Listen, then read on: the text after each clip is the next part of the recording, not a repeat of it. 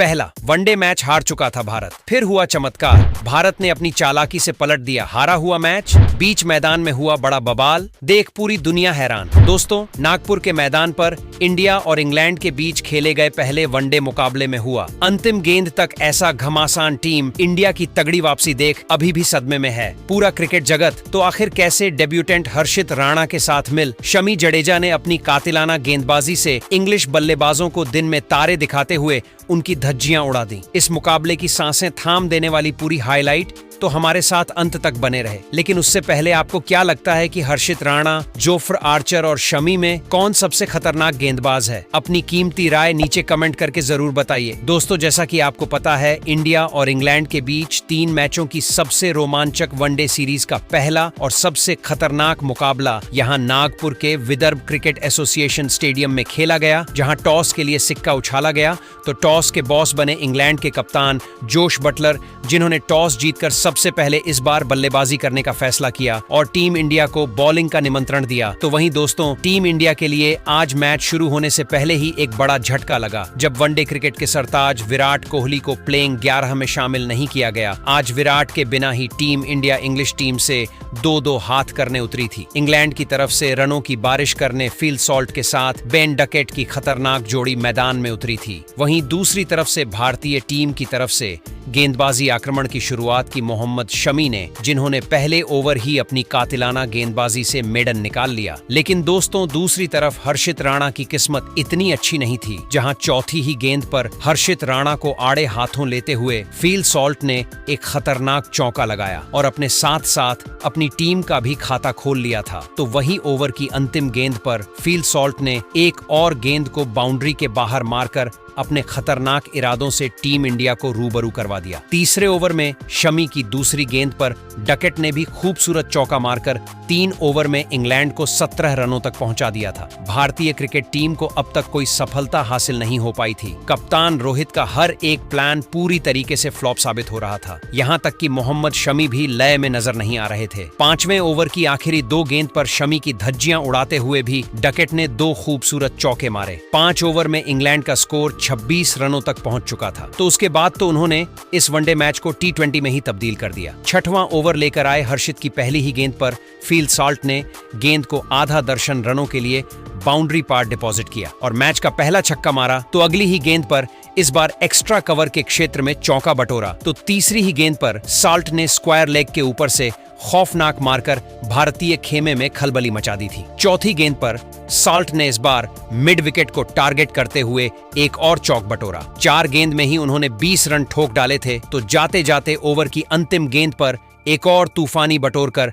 Feel salt ने इस over में 26 रन मारे। 6 ओवर में ही अपनी टीम को 52 रनों तक पहुंचाया और पूरे स्टेडियम में मातम का माहौल पैदा कर दिया था। इनका विकेट लेना अब टीम इंडिया के लिए बहुत इंपॉर्टेंट हो चला था। लेकिन यह दोनों तो रुकने का नाम नहीं ले रहे थे। तुरंत रोहित शर्मा ने 8वें ओवर में गेंदबाजी में बदलाव करते हुए अक्षर पटेल को बॉलिंग में बुलाया। लेकिन दोस्तों, उनका पहले ही गेंद पर स्वागत फिलिप्स सॉल्ट ने चौका मारकर किया। तो तीसरी और चौथी लगातार 2 बॉल में डकेट ने भी चौका लगाकर रोहित के प्लान पर पानी फेर दिया था। 8 ओवर में इंग्लैंड का स्कोर 71 रनों तक पहुंच चुका था। टीम इंडिया की हालत खराब थी।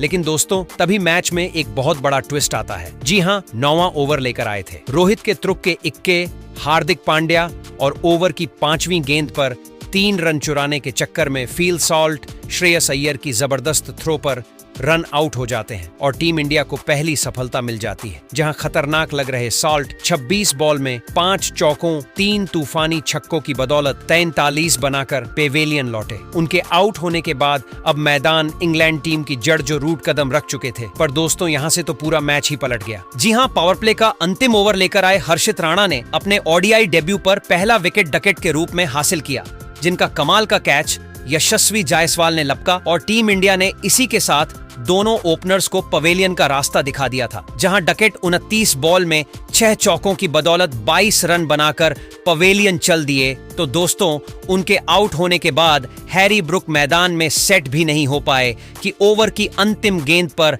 हर्षित ने अपनी जानलेवा बाउंसर से ब्रुक को राहुल के हाथों कैच आउट करवाकर इंग्लैंड की कमर ही तोड़ दी थी, जहां हैरी ब्रुक खाता भी नहीं खोल पाए। 10 ओवर के पावर प्ले में इंग्लैंड ने 77 रन बनाए थे और उनके 3 बल्लेबाज पेवेलियन की शोभा बढ़ाने वापस जा चुके थे। अब इंग्लैंड की डूबती नया पार लगाने की जिम्मेदारी जो रूट के साथ कप्तान जोश बटलर के कंधों पर आ चुकी थी, इन दोनों ने संभाल कर फूंक कर कदम रखते हुए अपनी टीम को आगे बढ़ाना शुरू किया। 14 ओवर में इंग्लैंड ने 94 रन बनाए थे। पूरी तरीके से मैच में टीम इंडिया ने शिकंजा कसा हुआ था। रनों की रफ्तार काफी धीमी हो चली थी। ऐसे में रोहित ने अब दोनों तरफ से स्पिन गेंदबाजी का आक्रमण शुरू कर दिया था। एक तरफ से कुलदीप, दूसरी तरफ से रविंद्र जडेजा इंग्लैंड को समेटने की तैयारी कर चुके थे, लेकिन देखते ही देखते इन दोनों ने इंग्लैंड को 16 ओवर में 102 रनों तक पहुंचा दिया। पर दोस्तों, उनका यह प्लान ज्यादा लंबा नहीं चला। 20 ओवर में 114 रनों पर ही इंग्लैंड के टॉप 4 बल्लेबाज वापस चले गए थे। वहीं दोस्तों,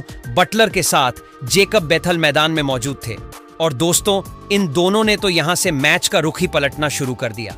इन्होंने एक बेहतरीन साझेदारी का निर्माण किया। 28वें में ओवर में हार्दिक की गेंद को छक्के लिए डिपॉजिट कर जेकब बेथल ने 28 ओवर में इंग्लैंड को 153 रनों तक पहुंचा दिया। इंग्लिश कप्तान जोस बटलर कमाल की फॉर्म में थे। एक छोर को संभालते हुए बटलर ने अपनी लाजवाब 50 रन 52 गेंद में ठोक दिया। इन दोनों के बीच अच्छी पार्टनरशिप बन रही थी, लेकिन अर्धशतक लगाने वाले बटलर ज्यादा देर तक मैदान में टिक नहीं पाए। 31वां ओवर लेकर आए। अक्षर पटेल ने ओवर की अंतिम गेंद पर बटलर का शिकार कर केवल 170 के स्कोर पर ही आधी इंग्लैंड को पवेलियन भेज दिया था, जहां बटलर 67 गेंद पर 4 चौकों की बदौलत 52 रन बनाकर पवेलियन चल दिए। उनके आउट होने के बाद अब मैदान में आए थे लियम लिविंगस्टन, लेकिन दोस्तों, यह खिलाड़ी मैदान में सेटल भी हो पाता उससे पहले ही 36वां ओवर लेकर आए। हर्षित ने आग उगलते हुए अपनी चौथी गेंद पर लिविंगस्टन को राहुल के हाथों कैच आउट करवाकर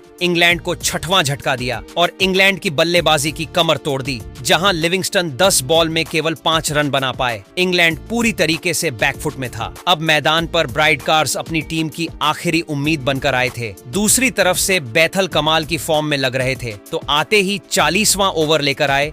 शमी को निशाना बनाते हुए उनकी दूसरी गेंद पर कार्स ने चौका लगाया और इंग्लैंड को 200 रनों के पार पहुंचा दिया। लेकिन दोस्तों, तभी अपनी बेइज्जती का बदला लेते हुए शमी ने 5वीं ही गेंद पर कॉर्स को क्लीन बोल्ड कर इंग्लैंड को 7वां झटका दे दिया था, जहां कार्स केवल 10 रन बनाकर पवेलियन चल दिए और इसी के साथ इंग्लैंड ने 48 ओवर खेलकर 248 बनाए और भारतीय टीम को 249 रनों का लक्ष्य दिया। जहां टीम इंडिया के लिए जडेजा और हर्षित ने 3-3 सफलताएं हासिल की, वही मोहम्मद शमी, अक्षर पटेल और कुलदीप यादव को एक-एक विकेट मिला। अब इस लक्ष्य को जल्द से जल्द हासिल कर टीम इंडिया को 1-0 की लीड दिलाने की बड़ी जिम्मेदारी लेकर रोहित शर्मा के साथ यशस्वी जायसवाल की खतरनाक और एक नई ओपनिंग जोड़ी मैदान में आई थी। डेब्यूटेंट जायसवाल ने दूसरे ओवर की पहली ही गेंद पर साकिब महमूद को चौका मारकर अपने इंटरनेशनल करियर की शुरुआत की, तो चौथे ओवर में एक बार फिर साकिब महमूद को निशाना बनाते हुए जायसवाल ने एक के बाद एक 2 चौके ठोक दिए। ऐसा लगा था कि टीम इंडिया को बेहतरीन शुरुआत मिली है। 4 ओवर में भारत ने 19 रन बना लिए थे, लेकिन दोस्तों, तभी 5वां ओवर लेकर आए जोफ्र आर्चर की तीसरी गेंद पर यशस्वी जायसवाल बाउंड्री पर कैच आउट हो जाते हैं और डेब्यू पर उनकी पारी केवल 15 रनों पर खत्म हो जाती है। उनके रूप में पहला झटका टीम इंडिया को लगने के बाद शुभमन गिल मैदान में मोर्चा संभालने आए थे। लेकिन दोस्तों, दूसरी तरफ अगले ही ओवर में साकिब महमूद ने रोहित शर्मा को अपने जाल में फंसा लिया, जिनका आसान सा कैच लियम लिविंगस्टन ने लपका और इसी के साथ भारत के दोनों ओपनर पवेलियन लौट चुके थे। जहां कप्तान रोहित भी केवल 2 रन बना पाए, टीम इंडिया पूरी तरीके से बैकफुट में नजर आ रही थी।